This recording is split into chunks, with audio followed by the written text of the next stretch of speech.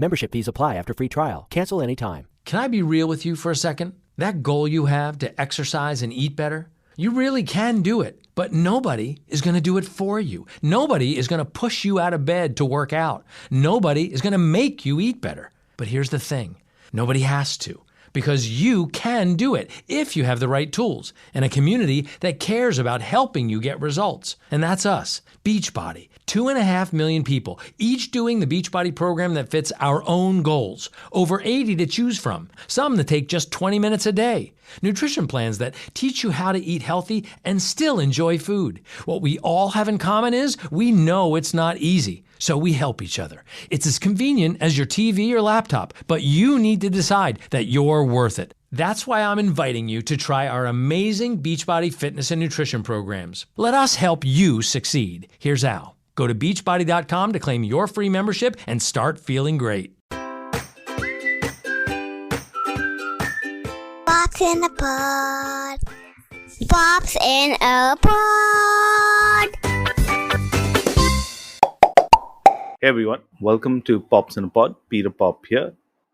This week we're going back in time again, all the way back to 2020. This actually is a very special episode for Nadir and me because this was actually one of the last episodes we recorded in person that year. And the guest on that episode was Kerry Bajaj. Now, Kerry Bajaj, some of you may know her. She's a well-known sleep consultant, and she had released her book, Sleep, Baby, Sleep, back then. So Nadir and I thought it would be great to talk to her about, the importance of sleep for kids, but also a common problem that all parents face is actually getting their kids to sleep. So this episode is still relevant in 2022, so we thought we'd put it out there again. And you'll notice a difference in Nadir and my voice because we were actually recording this with Kerry in person. So here's our chat with Kerry Bajaj on all things sleep. Peter, I'm so glad that we are here today because we have a very, very special guest. And she is a health coach. She's a nutritionist. But she is best known as a sleep consultant. You know what I'm thinking, right? Is that why did we just come across her? Like when our kids are like 3 years old. Trust me, I have been asking this question to myself ever since I discovered her on social media and, her book. And it's like, man, 3.5 years later and boom. We are here with Kerry Bajaj. Kerry, thank you so much for being on our podcast. Thank you for having me. Straight up, let's, because Nadir kind of introduced you that way. Health coach, nutritionist, sleep consultant. When did you actually sleep and where did you kind of learn all of this? Tell us about yourself, Kerry. So I am trained as a nutritionist and I've been practicing nutrition for over 10 years. In New York, I worked with an amazing functional medicine doctor. His name is Dr. Frank Lipman. And in that practice, everything was about finding the root cause of illness. It's functional medicine is like holistic medicine. So we were always looking for the root cause of illness. And we were really, on my side, I was really working on healing through food. And now, since I've shifted to India for the past few years, my focus has shifted. I'm still looking for the root cause, in this case of sleep disruption. And it's really, my work is now about healing families through sleep. So it's still holistic work. It's still working one-on-one with clients. So there's a lot of similarities and links to the work that I was doing in New York. But now it's just all focused around sleep. That's amazing. So you clearly have the academic grounding, but when it comes to sleep, did you also come across any personal, experiences that really where you thought that, okay, you know what, I should do something about this? Okay, so first I learned, of course, from my own daughters. And I have 2 daughters, they're age 5 and 3. And my experiences with them were very different. So One of them, things were pretty easy in terms of her sleep. The other one, she was born right before we shifted to India. So we moved to India when she was 6 months old, and moving and changing jobs and changing countries and having 2 kids under 2 years. All of these would count as major life stressors. Even if stress is positive, even though the changes were positive and exciting, they still are, they count as stress. And so with her, the sleep experience was pretty different. But yeah, that's where I first kind of started studying about sleep, learning about sleep. And then obviously I started working with more people. So your transition from New York to Mumbai would have been very different, because you must have seen something different in New York with your first daughter, and then something quite different from with your second daughter, because Mumbai and New York are very, very different cities. So was it that obvious between the two cities? Actually, is New York and Mumbai very different, or is it very similar? Well, some things are similar. They're fast-paced cities, ambitious, concrete jungle. All of this has an impact on children. Right. But yeah, very, very different in terms of my experience as a mother. So in New York, I was going back to office at 3 months, and we lived in a small apartment, as you do when you live in Manhattan. And so the option of having overnight help was not there. Right. We did not have an extra bedroom for overnight help. Correct. The option of having my mom come stay with us was not a possibility because we did not have the space. Sure. The baby was in the room with us. There was nowhere else for her to be. So there was definitely a space constraint in a 1-bedroom Manhattan apartment. And the going back to office at 3 months was interesting because I had a bunch of new mom friends that were, living in my neighborhood. We all had babies within a month or 2 of each other. Okay. We were all going back to office, and we were all pretty motivated that we kind of had to get the sleep on track by the time we went back to office. Okay. Obviously, your baby's not going to be sleeping through the night at 3 months, but we were pretty motivated to get things kind of functional. When you were going back to work, or rather when you were working with your child, 2 questions. One is, who was taking care of her when you were at work? And the second is, sleep in terms of your baby getting the sleep and you getting the sleep, was it good for you? Like, were you satisfied with the kind of sleep that you were getting when you were with your first child? Okay, great question. First, we had an amazing nanny.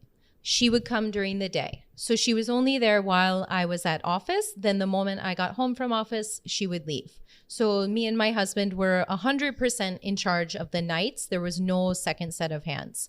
Right. The nanny was amazing. She was really good at setting a schedule, and I still talk to her, and I've asked her many questions about, she was magical in terms of nap schedules. And so I have picked her brain many times while researching for my book and while writing my book of like, wait a second, exactly how did you do that? Because she really had that magic touch where she could kind of get the baby on a nice schedule really easily. And just make it look very easy. She was not awesome. There when my second baby was born, and I really missed her. And so that's where you have to learn all over again with each kid. You're kind of starting from scratch in some ways with each kid. But what was the second part of the question? I forget. Did you and the baby get equal amount of sleep, satisfactory amount of sleep? Oh, yes. Okay. So basically from pretty early on, she was going to bed and then getting a dream feed around 11 p.m. So we would just scoop her up out of the crib and give her a feed. And then she was sleeping a nice stretch from 11 p.m. kind of through till 5 o'clock in the morning type thing, at which point she would take another feed and then kind of sleep the rest of the way till morning. So I want to, at this point, since you brought up the group of friends that you had, was there something you noticed that was different that you were doing your approach with your children that was not happening with them? Or was there like a co-learning or a shared learning experience that you had over there? There was a shared learning experience, actually. We were on maternity leave. We read books about baby sleep and we did compare notes. I remember it very vividly. And I suppose you could even say there was a tiny bit of competition because we were New Yorkers. Tiny bit, some people are really good at schedules and routine, and they would talk about it. And my husband and I, before kids, were very spontaneous people. And with kids, we wanted to continue to be very spontaneous people. Correct. But we really saw early on that routine is nice for babies. I can see similarities between us and Nadir.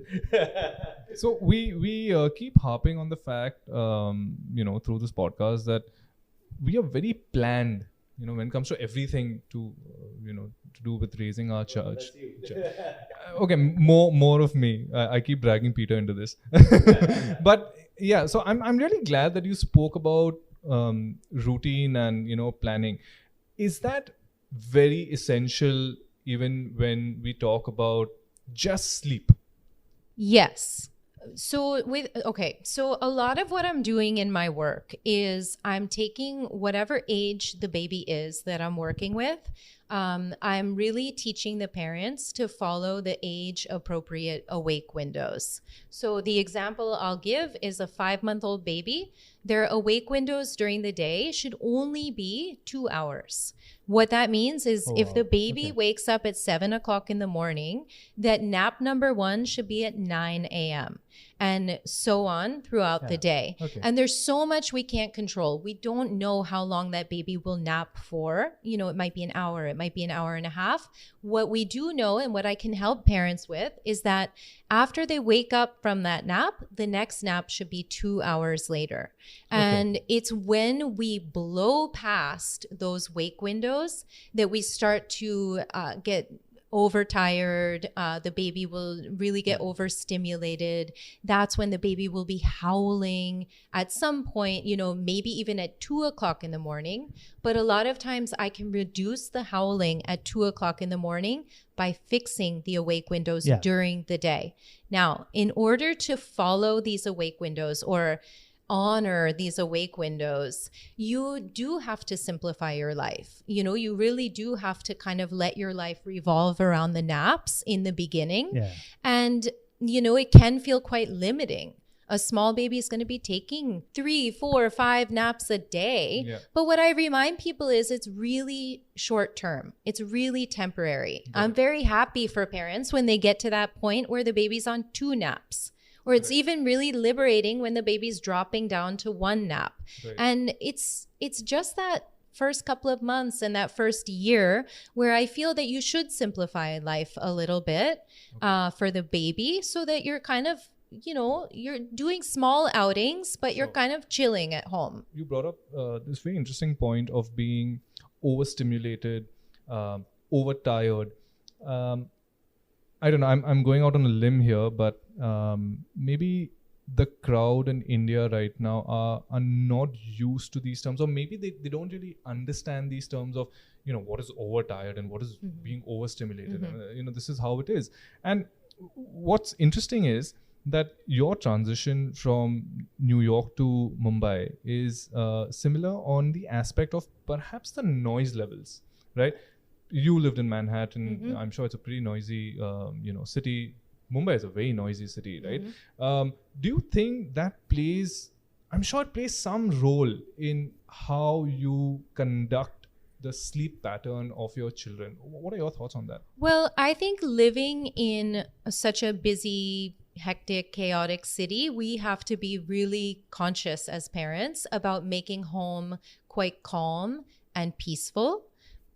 Yeah, I mean, that's the short answer. And I think it's a gift we can give to our children is to make sure that, obviously we have to be out in the world. And, I love this city. It's great to be out in the world. But then when we come home, we want it to feel a little different. We want it to balance out all that, the hectic, the traffic, the honking, all of that. And we want home to be a little bit calm and a little bit peaceful.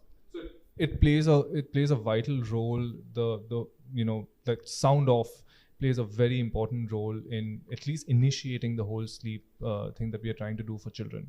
Yeah, I can give an example. I know I have clients, and I hear it from other people that sometimes within a joint family setting, there's a bit of a debate whether or not we should be quiet when the baby is sleeping, or should we let the baby get used to lots of noise and activity in the household? And actually that's, because traditionally in India, at least you live in joint families, right? In the last decade or two, you're slowly seeing people move to nuclear families. And so I completely understand where this debate kind of stems from, right?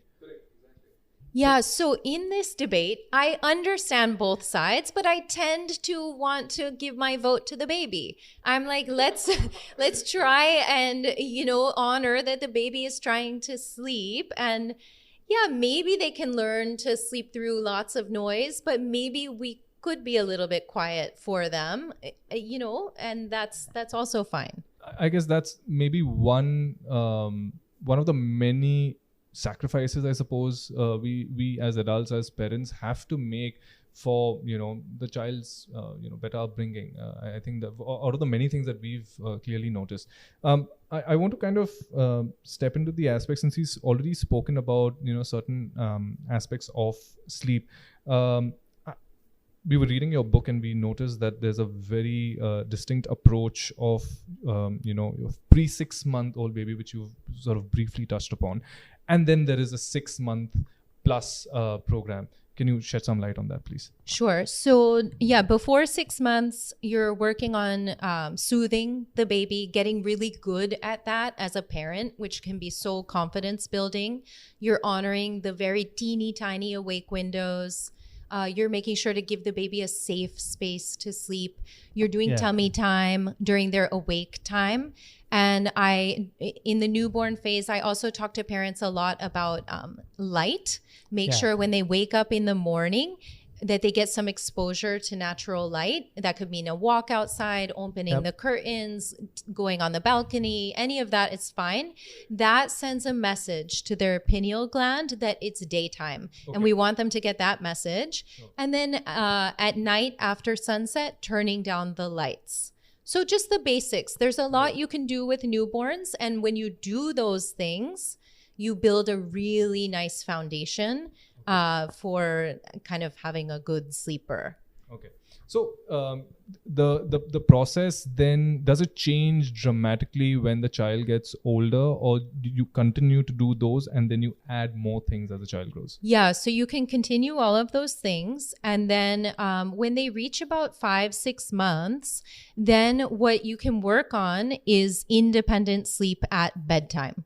And so what that means is that any of the sleep associations that you had for them as newborns, because as newborns you have to lay it on thick in terms of soothing.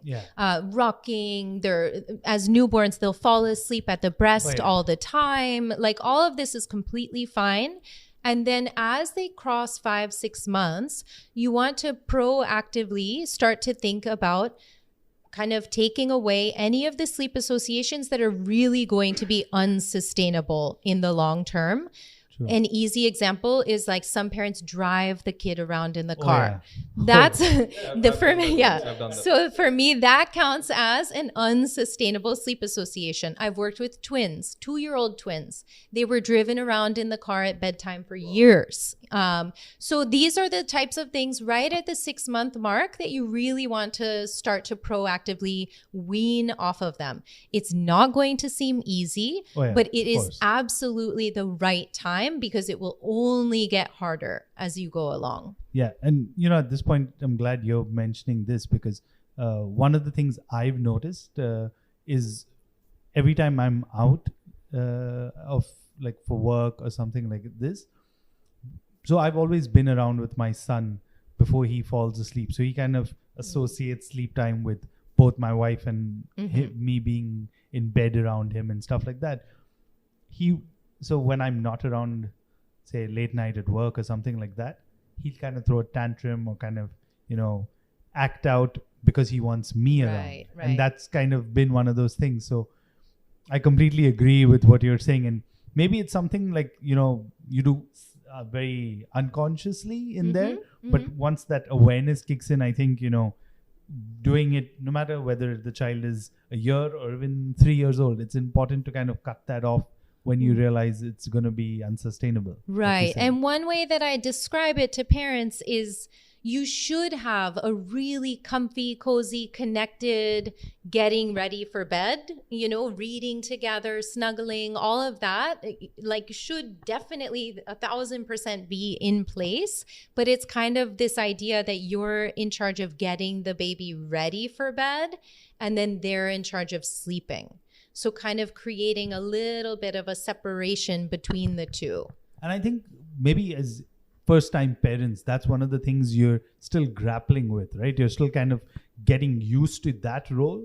And, there's so many changes that's taking place, not only in your environment, physically, mentally. So it's one of those things that maybe gets overlooked in a certain thing. Right. The other one, in terms of unsustainable sleep associations, that I think is really helpful to mention is rocking the baby to sleep. Oh, yeah. So I find that I can almost always, if the baby's over 6 months or so, I can almost always advise the parents, just don't rock the baby to sleep. Do any other form of soothing. It could be patting, it could be shushing, anything else, but rocking, it's a killer for your back, for your neck, for your arms. I have people with wrist injuries, back injuries, and you can usually just kind of not do it. You like put the baby down and soothe them from that position. And there's even one of those rockers, like you just have a machine, so you click the button and it kind of rocks the baby. I mean, I'm wondering what... Adults need it more than kids right now. Seriously. But I'm so glad you brought that up, Kerry, because so let me just tell you my case, and it's deeply personal, and I'll be honest, selfish reasons to call you on this podcast, because my wife and I went through a really, really tough time with our baby, right? I don't know if it's a urban legend or not, but my daughter was born at night, and we just keep thinking that, oh, you know what, because she was born at night, she's never going to sleep again, and our nights are ruined and our lives are ruined, right? So that was our thinking.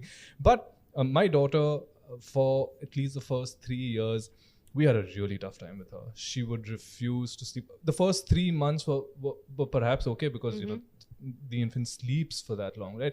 But after, I think, about 4 months, it just got crazy. We would wake up in the middle of the night and we would start taking turns. And my wife comes, in terms of sleep background, her family was extremely regimented in terms of sleep, right? Sleep at 9 o'clock and wake up at 7 in the morning, which is great, right? And so that is something that she wanted to continue. And it just didn't happen, because we had this child who just refused to sleep. So we tried to do everything, but we did not do the rocking. We did not do the... We did the walking, but we didn't do the rocking. And we saw a lot of parents do that. And obviously we read a lot about it. But we just, there was a point where we were like, can't do this anymore. We reached a point where we started taking turns, and we have a spare room. Right. So we started taking turns. Like one night my wife would go sleep in, the baby's room, and one night I would go, because we just couldn't catch up on our sleep. And I don't know if you've had these kind of cases with your other clients and parents that you consult, but how difficult does it become that you start realizing the child is a burden because she's not sleeping, right? So how have you come across such cases? Yeah, absolutely. And I think that part of what I do in my work is I give the parents permission that it's okay to work on your child's sleep, because sometimes there's this sense that you have to feel guilty for working on their sleep. But actually, I think it does a favor to the whole family, especially, I mean, this isn't quite what you're saying, but sometimes with people I work with, I truly feel that the home environment has become like a stress bath because of the lack of sleep and because of the tension and because of all the power struggles at bedtime. And I kind of come in and I'm like, well, this doesn't serve anyone. And I talk to people about wants versus needs. Your baby or child is wanting to sleep in a certain way, but the needs of the family are not being met. So that's kind of where that's where we have to do the work. Right. And one of the things you also mentioned in your book, which says 80% of couples experience a drop in marital quality when they transition to parenthood. I mean, it's true. It's obvious. I think we definitely had that patch where we went through that. This is going to be. I mean, we don't know where this is headed, because for something as simple as sleep, right? Mm-hmm. So have you also come across where you have your clients complaining that this is having such an adverse effect on our marriage, something as simple as sleep? Yeah. I mean, I've had clients where they literally are deciding whether to take appointments with me as a sleep consultant or with the marriage counselor. Wow. Yeah. Then that can get really tough with the parents and the family, because how important that sleep is. So what we've realized is over the years as parents and otherwise as well, lack of sleep has become a bit of a joke, right? Mm-hmm. Even on the internet, you'll keep seeing these memes that, hey, what are you doing over this weekend? Sleep, right? And full caps. Right. And even though we think that it's a joke, I'm not sure how many people realize the importance and the number of hours that you need to put in the sleep. Because I remember your second chapter also opens with this really interesting quote that says that sleep in India is regarded as a pleasurable activity or a luxury, but never a necessity. Mm-hmm. Can you just help us understand the importance of sleep for both maybe the kids as well as the adults? Mm-hmm.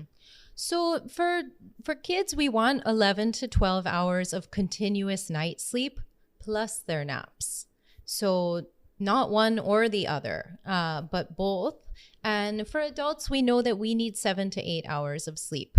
And I think that's also an interesting place where I'm working with families and helping them to understand that your bedtime probably shouldn't match the child's bedtime, because your sleep needs are completely different from the child's sleep needs. And, so the child really has to get to bed earlier than the grown-up. And if those times are the same, then someone is missing out. Either the child is not going to get enough sleep, or you as the adult, like the mom or the dad, they're not going to get any grown-up time. So some of my work is also just introducing this concept of grown-up time, that there's meant to be a few hours after the kid goes to bed when the grown-up is up. Like right now, what we're having, my kids are downstairs in bed and I'm doing this podcast. So I think that's an important thing to remember. No, and one of the things someone had advised my wife and me when my son was born was that baby sleeping, you should also go to sleep. Yeah. And at first, because I had a very short paternity leave, I was like, oh yeah, I'm going to enjoy this nap in the middle of the day and stuff like that. But more and more I realized, I said, this is the time I have to myself. And this is the time I can do stuff I want.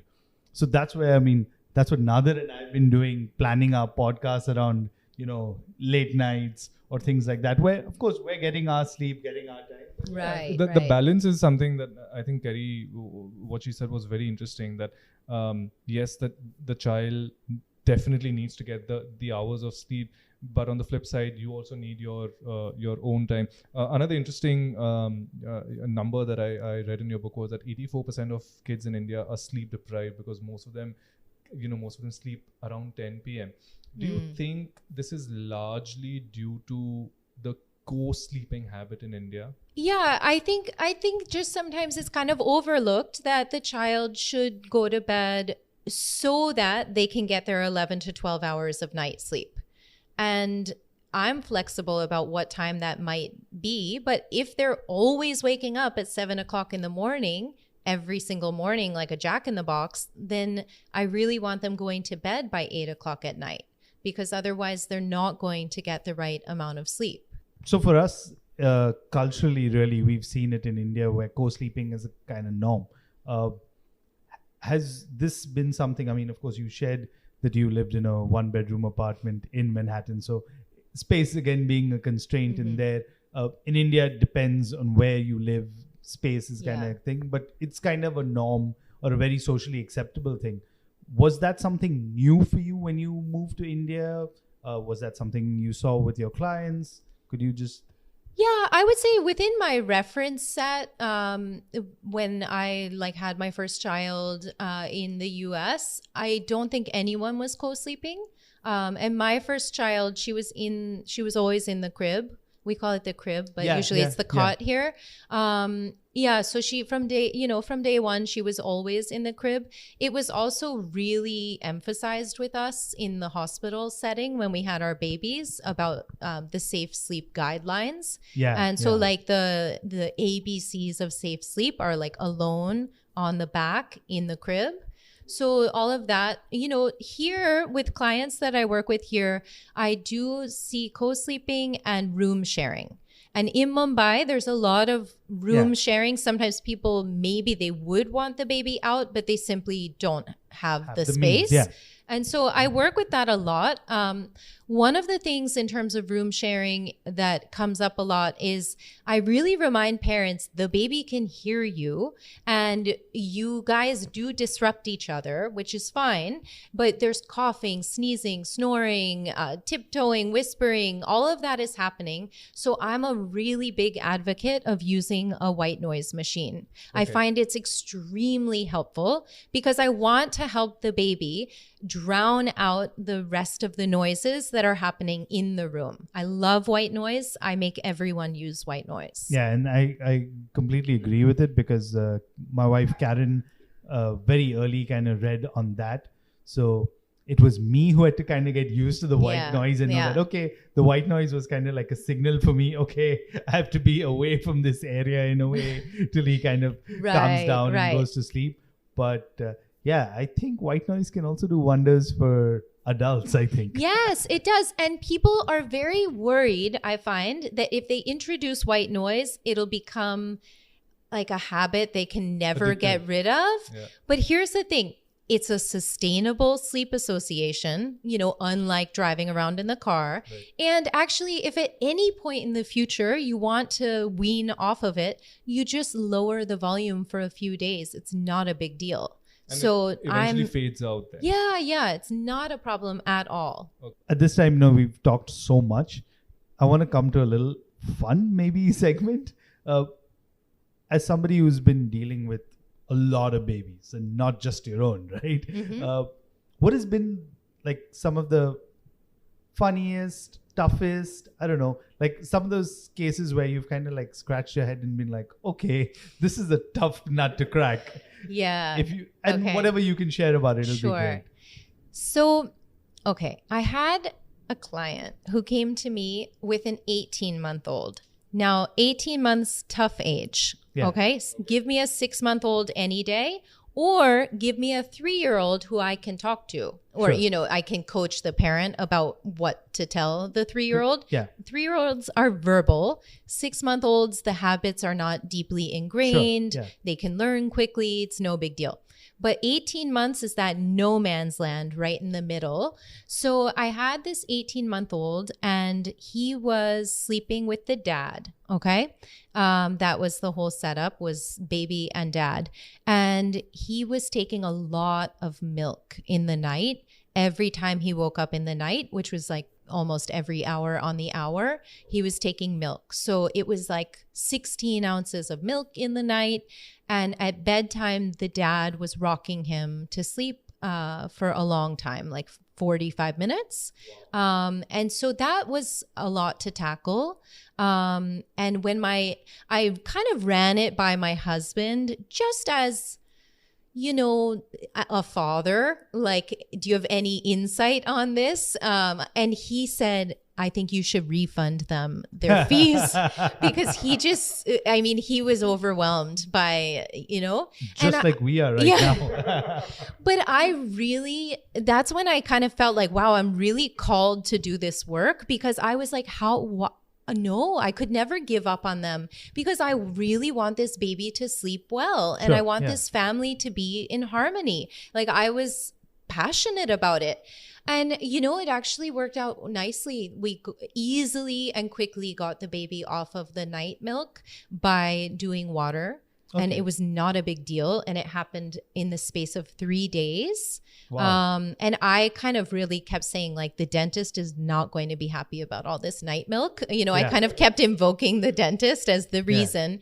And so that was easy breezy. And I think that was really empowering for the parents to see, okay, we can make changes. Yeah. And then they told me, okay, we're happy that the milk is gone, but things are almost a little bit worse right now because he doesn't have his sleep crutch that he was used to. Yeah. So they were like, okay, what's next? And then we had to work on bedtime. And with bedtime, I think we pretty quickly got off of the rocking. I said, rock him for 5 minutes and then put him down and then be with him. Be right next to him, get a chair, park it next to the bed that he's sleeping in. Do any soothing you need to do. It might take an hour for him to fall asleep. He'll probably be really confused and frustrated because he doesn't know how to fall asleep. You'll be right by his side, kind of a cheerleader, but you have to let him work through it. And they were able to do that. And, it took a week or 2 weeks of being really consistent, being really patient, and kind of, even with that, I kind of kept coaching them to just like do a little bit less and a little bit less helping each night. But you're still there and you love him, but just reduce all of the assistance that you're giving. So it was a matter of like passing the baton. And he did great. Yeah. Yeah. I'm really glad to hear that because, Yeah. I think parents would love to, see this kind of success. Like I would, if I was in that situation to call Kerry and say, can you please help me? I would be very, very happy. Thank you so much. I think the whole aspect of success, I think really matters the most for parents as well as Kerry. I'm pretty sure of that. Yeah. And, Nadir and I always joke, comparing the sizes of our biceps post our kids, because I'm pretty sure that guy is pretty ripped at this point. From lifting him. Yeah. You spoke about the importance of natural light in the beginning. Let me contrast that with screen time. I've heard, and I'm sure a lot of people must have read also, that screen time is really bad for sleep, and you should not have the phones in front of your eyes at least 90 minutes before for adults. I'm pretty sure of that. But what is your take on screen time for kids and the association with sleep? So I kind of give people a blanket rule that's really simple. I just say no screen time in the 2 hours before bedtime. Okay. Yeah. I just keep it simple. That makes sense. Yeah. But one thing I want to add to what he said also is that, and this probably you deal with on a daily basis, where you keep reading all kinds of articles, depending on who's doing the research, who's funding it and whatever. Yeah. That's one of the things I realized very early on when you read the articles, is check who's actually funding those research. But there's a lot you'll read about, especially something as simple as sleep. When you look at it, that you'll say, one study will say, 25% of this, and then few months later, it says something contrasting. And in your day-to-day basis, right, somebody will bring that and say, but I read this, right? So are we in this age where there's so much information that you have access to? Like, say you were doing this, say 15 or 20 years ago, before the easy accessibility of the internet. Are we in a stage where you have so much information but you don't know what to do, or how do you kind of just go back to your roots and kind of just simplify or cut out all of this? What do you think about it? Right. It is confusing. I mean, I definitely work with people that are overwhelmed because they're in various Facebook groups getting sleep advice, Right. and they're reading books and they're looking at articles, and their mother-in-law is saying one thing and their friends are saying something else. So it's very confusing. Right. Yeah. And I do try to help people kind of get a little, like, just put a plan together that is specific to their family. I feel that every family is a bit of a puzzle, Sure. and you have to take into account everything, the setup of their house and their Right. values and their child's age, and you know, which parent is working and who is the caregiver, all of this. Correct. Yeah. So I'm glad you brought that up, because there's so many parameters involved, right? So for something as simple as sleep, there is clearly a lot of sacrifice that probably goes in.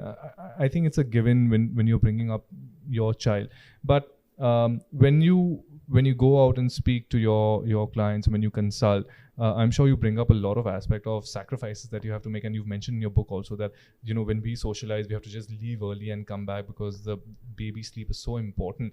Do you feel that sometimes there is resistance from people who are very set in their ways that, nay, you know, this is something I can't do, I'm sorry, no, I know what you're doing, but I can't do that, we can't do that? Do you face such issues? Overall, I think the parents I work with are really thoughtful and really caring, and they want to do right by their child.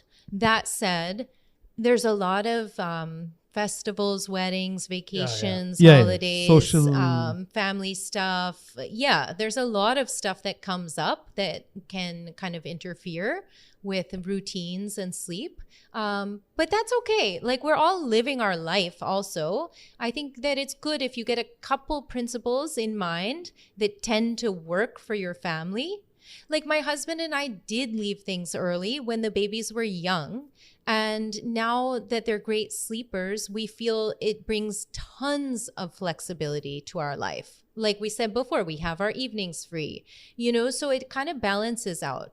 Yeah, like my wife Karen and I always joke that when we dated, we watched every movie that came out, and now we kind of look at each other, when was the last mainstream movie we watched? Or similarly, that, you know, once we became parents, we became one of those people that didn't get invited to like a birthday party or something like that. And in a way, that's how it is in India, whether not only you're on a flight or you're in a restaurant, because strangely enough, I found restaurants that don't allow you if you have a child.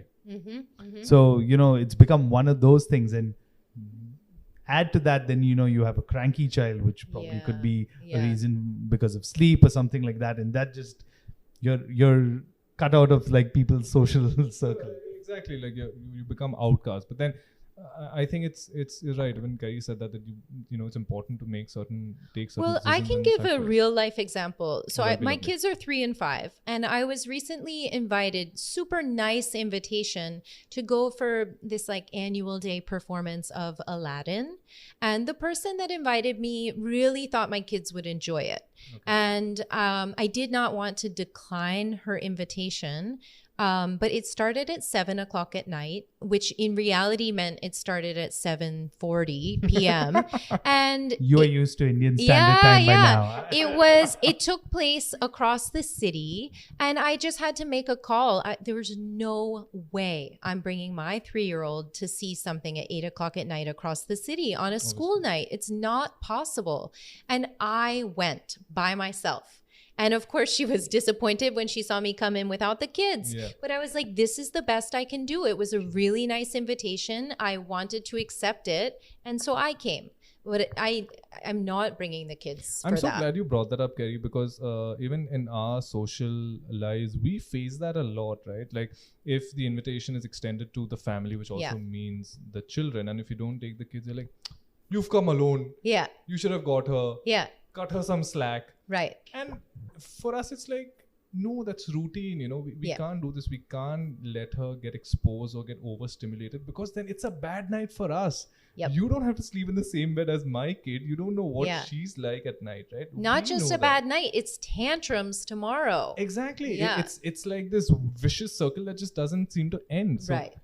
You're bringing to mind my New Year's Eve, where a lot of people were like, we partied till 2 a.m. with a 2.5-year-old. But yeah, the next day we all suffered for it. Right, but you know what? Yeah. I know exactly what you're talking about. But I believe that you should make that exception, you know, and I'm sure in our life, at least one night a week, they're up later than I would like. Yeah, sure. But it can't be every other night, and it can't be every night. Precisely. Yeah. And that is something I think we've also got pretty tired of explaining to people that, okay, you know what? Yeah, once in a while we get it, but it can't be a sustainable model, especially where my daughter clearly has sleep issues and she wakes up in the middle of the night for whatever Right. reason, right? And I don't know, for some reason they just don't seem to get it, right? Like you have to Right. really drill it in their head that Right. please try and understand that this is not, we don't want to do this because we just want to leave the kid alone and not let her socialize. It's genuinely a problem. And I don't know, have you come across people in your circle where they say that, yeah, we've also gone through this, but it's okay, it's all right, we take the ticket along wherever it happens? I have something that's like a little bit of a pet peeve, which is I often see that it's usually moms that are looking out for help with their baby's sleep, kind of asking in the WhatsApp groups or in the Yeah. Facebook groups, kind of a real desperate plea for help.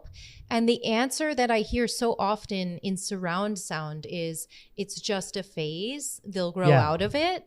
And I feel like that if a mom is, or if a parent is really in like a place of despair, that I know for a fact that you can kind of be proactive about shaping your child's sleep. Sure. And you don't just have to wait. And sometimes people even say, oh, that happened with my kid also, but they started sleeping well when they turned 5. And that's like a really long time. That's a lot of years to ask ask Exactly. someone who's really struggling with a problem to just wait and be patient and let them grow out of it. Yeah, and I think then what happens also is what happens when you have multiple children, right? Mhm. That sets a trend or a pattern for the next. And if you're looking at a phase, then it just becomes a recurring phase in a way. I really like what you wrote in your book, that you control the baby's time and it's not the other way around. Do you, and I'm sure you must have put this in practice as well, because clearly it's something that works, and that's the whole idea of plan. Our parents now, like the new age parents, do you think that they are getting more and more used to this aspect of parenting, of that yes, let's do it in a planned way? Have you noticed something similar? Yeah, I think a lot of parents, they just want to do right by their baby, whatever that means, and life is always a learning curve as new parents. We don't know what we're doing, and we're just trying to Yeah. figure it out as we go along. So yeah, I think that parents are kind of in that place of like, when you know better, you do better, all of this. I definitely work with some clients who come to me and they're really specific. They're like, my sister's kid has been up every single hour for the past 14 months. And, Wow. I don't want to do what she's doing. And so they just know they need help figuring out a plan, but they just kind of know what they don't want.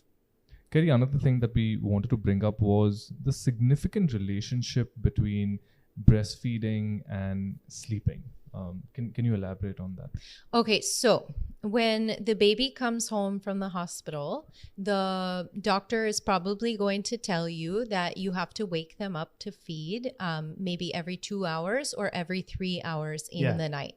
And one thing that I've seen is that sometimes the doctor maybe forgets or doesn't mention that this is not forever. Right. So, that's when they're a brand new newborn. They have to be fed all night long because their stomach is so tiny. And, that's necessary.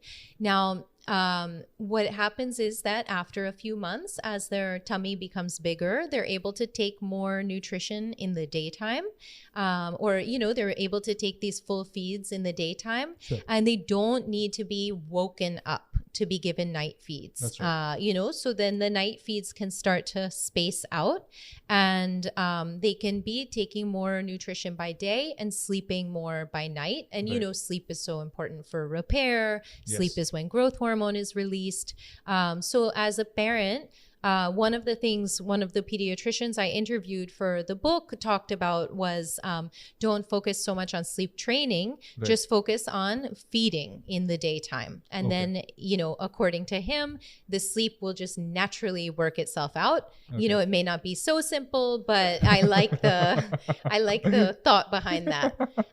Now, one thing that I work with with my sleep clients is after the baby's a couple months old, we just want something to happen in between your bedtime feed and bed. So one way of saying that is that you give your final feed 30 minutes before bedtime. Okay, easier said than done. Again, some people that's not going to be possible, but then I just encourage them, give that final feed, and then just something else happens next, like changing the pajamas, changing the diaper, singing a lullaby, whatever it may be, reading the books, so that we're not feeding to sleep and we don't have that feeding to sleep association, which causes a bit of a problem, because then if they are falling asleep at the breast or at the bottle at bedtime, then they're going to want that same association when they wake up in between their sleep cycles.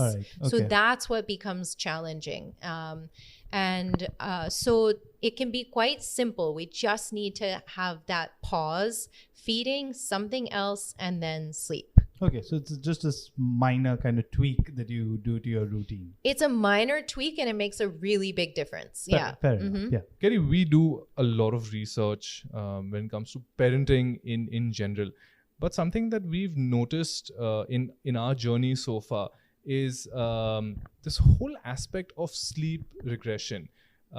We kind of understand it, and we've also been through that. We've seen it ourselves with our kids. But can you help us understand? Can you break down what exactly is sleep regression, and what is it that you should expect when something like this happens? Okay, so 4 months sleep regression is a big one. That throws parents for a loop. And what's happening there is the child is having a developmental leap. The child is becoming much more aware of their surroundings. So as a small baby, as a newborn, they are kind of oblivious to their surroundings, right? You can bring them anywhere. They could be in the stroller. They can sleep in any environment. You can bring them to a restaurant and you're like, this is great. I love being a parent. It's so easy. Then when they're reaching 4 months, they start to become a lot more alert and aware, so they can get overstimulated really easily. And I find that is the crux of it. It's as simple as that. I help people with making those awake windows teeny tiny for their 4-month-olds so that the baby is not getting overstimulated. When you think about being overstimulated, I want you to think about stress hormones rushing through their body. It's just too much for them to handle. And we have to look at the awake windows being really small, make sure they're getting to bed on time. The bedtime, they're taking naps all day. Bedtime might be earlier than you thought it should be or you thought was possible. And if you make those changes, then things start to get better. Yeah, I mean, like anyone who's been a parent kind of knows the 4-month thing. Yeah. It's one of those things because it comes at a time also where you're just getting used to your routine, easing into that role, and then bam, it hits you out of nowhere. You're like, I can do this, I've got this, because the baby's starting to sleep these nice stretches at night. They're only waking up for feeds, and then they hit 4 months and they're waking up for all these other reasons. And part of it is that they are starting to reach that age where consistency is really important. So if they fall asleep rocking in your arms or fall asleep at the breast, and then they wake up all alone in a cot, they're not happy about that. And the example I always give people is it's the same. If I go to bed with my blanket, my pillow, my husband next to me, and I wake up and I'm in the garden on the grass, I'm also going to be really upset. And that's when babies can start to get a little hyper vigilant at bedtime because they're like, what is going on? Why is everything changing? That's when you really want to start to work on consistency. Is there any way to avoid it, or it's just something that you have to brace yourself for? I mean, I think this is the way to manage it and to kind of get through it gracefully, is just making sure that the whole daytime schedule is age appropriate wake windows, which at that age is going to be like 75 to 90 minutes. So it's a lot smaller than you realize. The baby wakes up from a nap, you feed them, you play, you do some tummy time, and it's time to go back down for a nap really quickly. I think sometimes we're trying to be like, let's go to lunch, let's do the malish is coming, oh, they're late, you know? So it starts to just be too big of a wake window and the babies can't handle it. It's clearly a progression. It's a learning that I think every parent needs to go through. But I think over the months or maybe a couple of years, the eventual goal would be to have the child, sleep unassisted. Correct? That's the eventual goal for every parent, that enough is enough. Like, please, I'm done with this. Kind of sleep alone. So, how do you think? I mean, is it really that tough to let go of the child, or what do you think? Like, I know you've mentioned a lot about this in your book as well, but it's tough letting go, right? I mean, I don't know. What do you have to say for that? So, I mean, it's a tricky question. A lot of parents really want to sleep with their child for the long term, and that's completely fine. The only thing is that I think that there's a big advantage to making sure that your baby or child is going to bed at an age appropriate time, so that they can get their 11 to 12 hours of night sleep.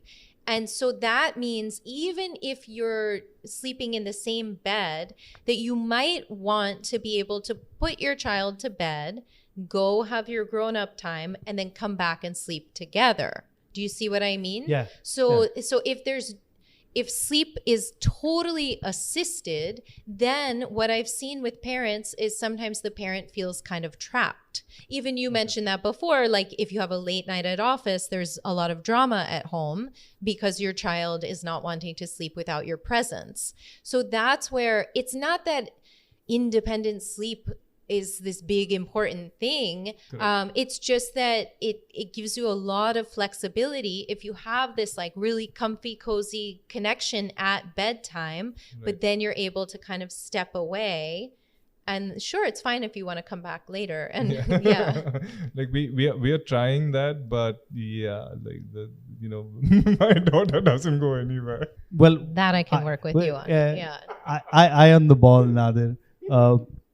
There's so much we can talk about, and we'll probably be eating into our sleep time if we continue this conversation in a way. But thank you so much, Kerry. Before we let you go, where can people find your book? I mean, you've got a book out, Sleep Baby Sleep. Where can people get the book? How can they reach out to you? Those listening to the podcast, those who want to share this with their friends, please. Sure. So Sleep Baby Sleep is in bookstores everywhere. It's on Amazon. It's on Flipkart. To reach out to me, my website is kerrybajaj.com, and I'm active on Instagram at Kerry Bajaj. I think those are best. Yeah, I think like Instagram is everyone's jam at this point. Kerry, thank you so much for being a part of our journey. It was very, very interesting to hear what you had to say about sleep, and it's so nice that we can now as new parents actually depend on a sleep consultant, which probably would not have been possible like a few years ago. So we wish you all the best, and we all hope that everyone gets a good night's sleep, including the adults. Yes. I think that's what we're all going to be aiming for right now. I think that's the ultimate goal, really. Enough about 2020. I can't believe we're already in December and it's almost the end of 2022. So as we wrap up this year and kind of plan for the coming year, why don't you share with Nadir and me topics that you'd like us to do episodes on? You know how to reach us as always, popsinapod@gmail.com, or you can just search for us, Popsinapod, on any social media platform and just send us a message. We love to hear from our listeners. But That's all from me for this episode. I'll see you guys next week.